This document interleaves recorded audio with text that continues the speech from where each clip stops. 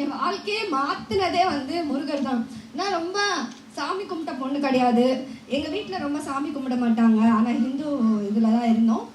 ஆனால் வந்து ஒரு 4 வருடமாக தான் நான் முருகரை தேட ஆரம்பித்தேன்.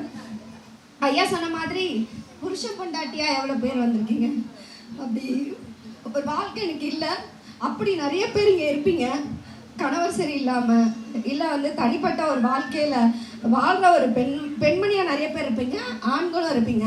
இவங்க எல்லாருக்குமே வந்து ஒரு பெரிய துணையே வந்து முருகர் தான் அப்படின்னு நினைப்பேன். ஏன்னா எனக்கு பெரிய மணவாளன் அப்படின்னா, மணவாளன் ஒரு பேரும் அவருக்கு இருக்கு. எனக்கு மணவாளன் அப்படின்னு நான் நினச்சேன்னா அது முருகர் தான், வடபழனி ஆண்டவர் தான். எப்போவே பள்ளி அறைக்கு போவேன், தினமும் பள்ளி அறைக்கு போவேன்.